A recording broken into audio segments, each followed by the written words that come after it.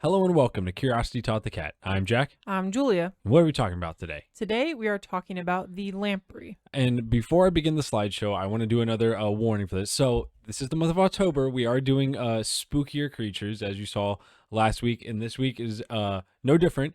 And the lamprey can be pretty creepy looking. So if you have any kind of like snake teeth, I'm trying to think of any other kind of phobias you might have. This one you might not want to watch. You might want to just listen to this one. So this is just a warning before I start the slideshow. If you're squeamish about that kind of stuff, you probably want to go ahead and just listen instead of watch. But you want to jump right in? Yeah, so lamprey, it actually means stone licker, which we'll get into deeper why that is. But the nicknames it has are the lamprey eel. And the reason that we actually chose it for the month of October is it's also called the vampire fish in some areas. Yeah, and so they are found in both fresh and salt water. If you look up lamprey, you'll see there's like sea lampreys or just lamprey. So they're found in both fresh and salt water, and they're distributed from the east coast of the United States up to Canada and up to Greenland, and then all the way to the western coast of Europe as well. And their distribution has changed and reduced over time due to the very many reasons you could think of: pollution, dams, man-made waterways. So their distribution is changing, but that is where they are most commonly found. Now, the actual size of the lamprey, because there are so many different areas it can be found in, it does have a very large size difference. So it can be anywhere from 5 inches all the way up to 40 inches, so over 3 feet long. So like I said, it just depends where it's found. But as you can see in the pictures, the color of it, it's a very muted color. It's almost like a brownish gray tan tone. But every once in a while in some species, they will have spots that run along the side of their body. And they might also have kind of like really faded stripes that go down their spine as well. And then as for what they probably most closely resemble, people would probably say eel. That's the closest thing they most likely resemble. They are a fish, but they look more like the eel or snake-like. And they have very large eyes, one nostril, both on the top of its head, and no paired fins. So the paired fins are the ones you would see on the side. It does not have any sorts of those kind. Let me see. They also travel upstreams in rivers by swimming briefly and then clinging to rocks with their mouths until they start to move again. And then, as you can see in some of these pictures, their mouths is probably the most notable feature of these creatures. So their mouth and tongue, which are like these bony structures with spikes on the end that act as kind of like pistons to cut through the flesh of fish it is feeding on. So there's a few pictures in here where you can see lampreys attached to fish. They basically just grab a hold and they just like use piston-like motion to eat through the flesh of the fish they are attached to. And then jumping into what it eats, we kind of touched on that. So some do prey on living things like fish. So like we said, the tongue acts like a piston to cut through flesh. And it's really looking for the fish's blood, but sometimes it can even invade a fish. So it will go all the way into the fish, basically until the fish is either completely immobile or dies. So sometimes it doesn't just get a little bit and go. Sometimes it will actually take over the entire fish. But other species are just simple filter feeders. So in the ocean, think things like krill. They'll just eat things like this. They don't actually suck onto living fish. Yeah. And then as for what eats it, because it is in the water, basically anything bigger than it. Any fish that is larger than it will most likely prey upon the lamprey. And then just getting into its egg laying, we actually do have quite a bit of information on this. So the adults create nests called redds, and they will move rocks and like seaweed, probably things like that. And the female will release thousands of eggs, sometimes up to 100,000 at a time. And then the male will intertwine with the female and fertilize the eggs simultaneously. So there's no traditional mating process. It's kind of like the male almost gives the sperm to the female for these eggs. Yep. And so like Julie mentioned, this whole nesting thing is in nests of sand, gravel, and pebbles in clear streams. And after hatching from the eggs, young larvae they are called amniocoats will drift downstream with the current till they reach soft and fine sediment and still beds, and they will burrow in the silt mud in the bottom of these rivers, and they will take up existence there as filter feeders. So they're going to be eating stuff like algae and microorganisms and detritus. And then the actual babies, when they do come out, I don't think we have a picture of them, but even in some species, they have no eyes coming out. So the eyes are completely underdeveloped, but they are capable of changes in light. So they can sense the change of light, which helps in a lot of fish species when like predators are swimming under them. The change of light they can sense since their eyes they do work, but they really don't use them for sight. They're more just kind of there. So this is the main way that they sense their way around, is with this light change. So they can grow from 3 to 4 inches to about 8 inches after they're born. And many of these species actually change color. So they'll come out different colors, and they'll usually get darker as they age.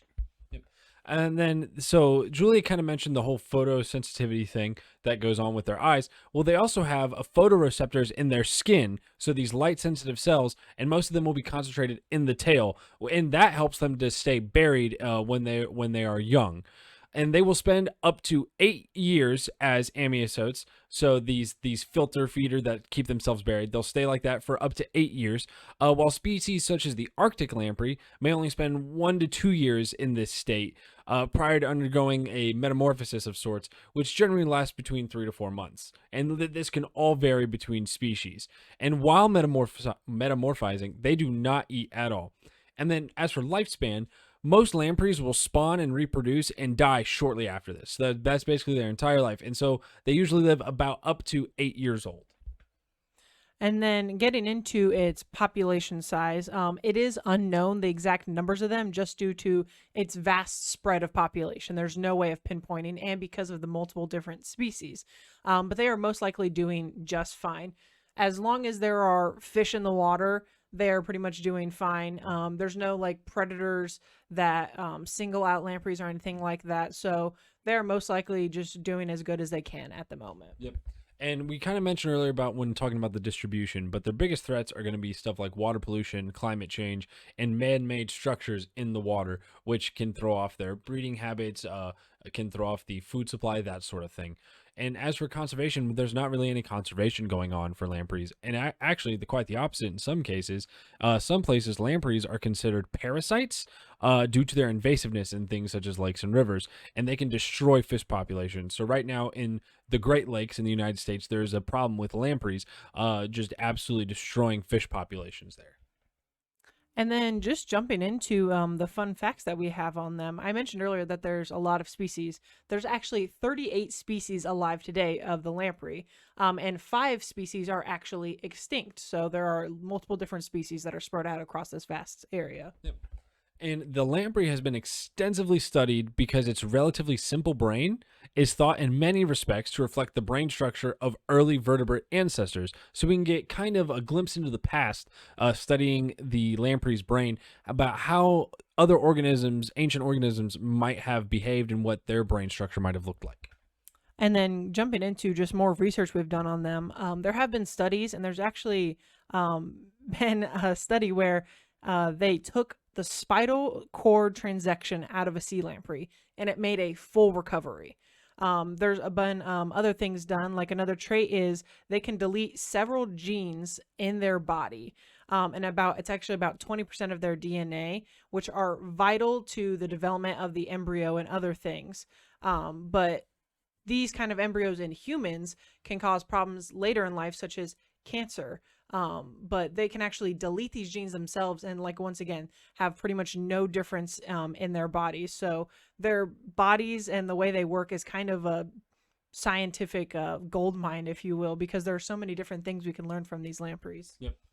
And then there's a lot of folklore around the lamprey in many different cultures, actually. So in some, they're called nine-eyed eels, and this name is derived from the 7 external gill slits that you see. Actually, in this picture, you can show, and right there as well, they have these gill slits. So they're sometimes called the nine-eyed eels because they will have 7 of these slits, along with the 1 nostril and 1 eye that line each side of the lamprey's head section. So in Germany, I'm not going to try to say this word. I'm not even going to try to butcher it. They have the word for the lamprey translates to nine eye. In Japanese, the word translates to the eight-eyed eels because they're eel-like look, and then the eight slits and then the eye as well. And then in British folklore, there's a monster known as the Lambton worm, which may have been based on the lamprey since it is described as an eel-like creature with nine eyes. And then some other news from just around the globe. The sea lamprey is actually a fish that's used in many dishes throughout Asia and Europe. If you look it up, there have some like delicacy fishes. It's usually served with things like rice, but it is edible and it actually is used around the world in a lot of cooking. And lampreys are used in literature and film for a while now. They are mostly used as a form of punishment in movies and film, where they will be thrown into pools filled with lampreys, where lampreys will like latch on. It is also used as an insult to some, since lampreys are considered sneaky, slimy as well. And then just the last fun fact to wrap it up. Sea lampreys do not willingly feed on human blood. However, there are cases and accounts where they will latch on to humans that are in the water, mostly in the sea. And usually there's not a lot of damage done to the people. It's they feel it right away and they try to get it off. But there have been instances where they have latched onto humans thinking that they are fish in the water. Of course, yeah. And that wraps up everything we have on the lamprey. We hope you enjoyed it. Hopefully, it wasn't too bad looking at some of these pictures. They are a very interesting creature, to say the least. Thank you for tuning in. We appreciate it. Be sure to listen next time where we continue talking about more spooky creatures, and we're going to be talking about the hog-nosed bat.